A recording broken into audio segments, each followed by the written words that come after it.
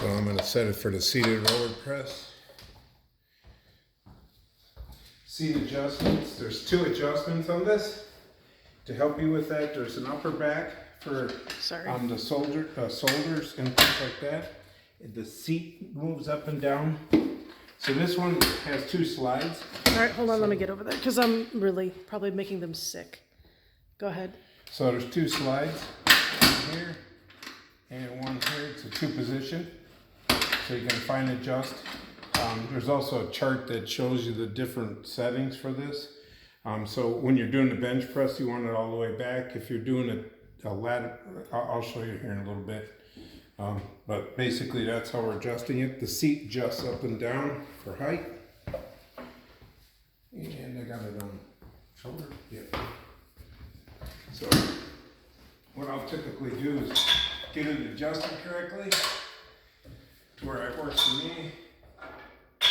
So the trick to this, the shoulders, so you're not smacking the weights, is you just pull this out. And now I'm doing shoulders. And this is on the opposite stack from the... Yeah, this works on the opposite stack. So if you have 2 people, one person can be doing the legs and that one. And then this one, you can do this. You can work on this Plus the legs. multi-bench. It's got the lat pull down. And the legs. So the farther, I usually have on the shoulder press, I usually bring this all the way out and lean a little bit forward into it. So I'm not smacking the weights. It does work pretty well. I'm just demonstrating how well it works. The chest press has 2 positions as well. So I push that all the way back.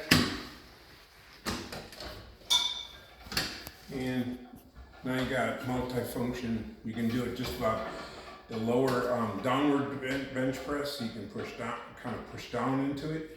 What I do is lift up the seat a little bit, and then you can do a downward bench press, or you can work more on the upper, and you can work here. So it's more of a dumbbell style. And then you can do what I usually do is just bench press, pretty basic. And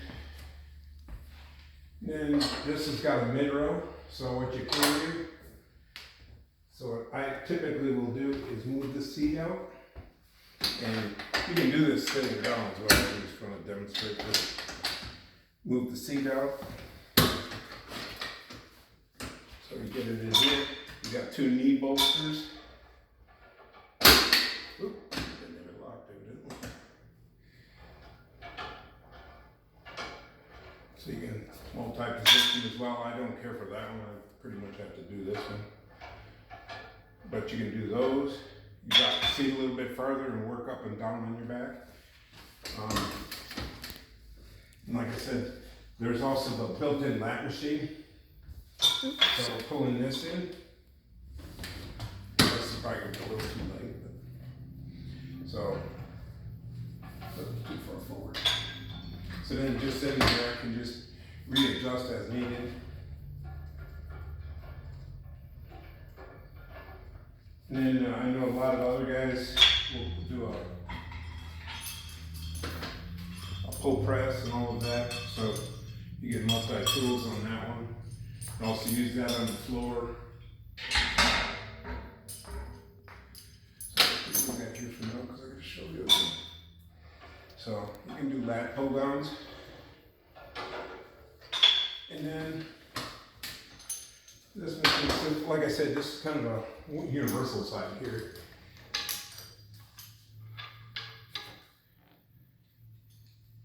And I do have turnbuckles in here. I do have them in here for added extension. The reason being is the cables haven't stretched enough to allow me to get rid of that yet, so I can adjust it out so everything's fairly good yet as far as cables. So basically, I had to add that extra link in. And then now what I do is I just rest my knees on there. And now you can do tricep machines as well. I think half of the added carabiner was because I couldn't reach it. Well, that too. It works better for short people too as well. So, and you kind of hear how smooth it is. It does. The pulleys are all lubricated. They work really smooth. Cables are all adjusted as good as I can get them according to the manuals. So you can kind of see differences with those. Let's see.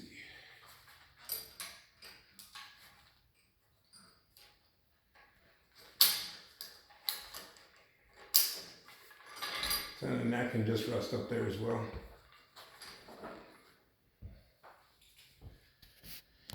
Alright, so it's got light machine and push the seat back here. As you can see, it's easy to reach a lot of it, so if you're switching around, moving quickly, but you can do those.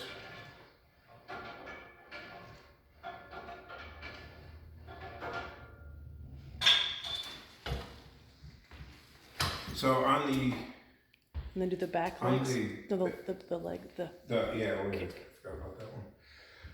So what I do is I pull this kind of this way. What do you, I've got bad explain knees. what you're doing? I've got bad knees, so I pull this forward so I have something to hang on to. Then what I'm doing is I'm working my hamstrings. Just resting my knee against here and just lifting up with the hamstring. It's pretty brutal, but it does work well. There's also the leg, the side leg, that you can do with this thing, with the rowing area over there. You Do you wanna go? No, I'm not doing this one. This bothers my knees. So this, you can just put these ankle straps on. Oh, And then- on the other side. And do that on the rowing area over there. So I'm gonna scroll back, and he meant So back on this bottom. we've got these ankle straps, and we also have this ankle cuffed. You couldn't see it. You got this double ankle, and you got this cuff strap. Just depends on which one you're comfortable with. But those can be added So to. then what we do is we can add that to this and use it to pull out. I can't do the side ones because they, sorry, I got bad knees, so. I don't think you want me to cry on the video. So do you want to So- explain the weights a little bit? So, yes, give me a second, I'm working my way around. All right. So we have the extra side weight, so they come in 10, the plate stack is 10 pounds. Comes with the 10 pounds, but we have an additional, so in between the two, we've got 2 additional stack weights that you can add in, a 2.5 pound and a 5 pound. And so that way you can divide the 10 if you're not quite there in between the 10s. So that's designed to fit right between the 2 studs there. They're designed to fit right in between there. And so you can easily pull them in and out as you need to. It's a little bit cumbersome, but not real bad. For a home gym, it's pretty good. And the weight stacks are 200 So or yeah, 240? there's 220 or 210, I think. I thought it was like 240, but I could have had that wrong. Might be 200. So there we go. And just like regular, you have the stop to. And there's also a chart that shows all the different positions that you can do on here. I just did a few just to show you the operation on it, but I used to work on gym equipment, so I'm very meticulous on how I got it set up, and then also I'm very meticulous on the seat bolts. I did use blue Loctite on all the seat bolts because we go to a gym, typically they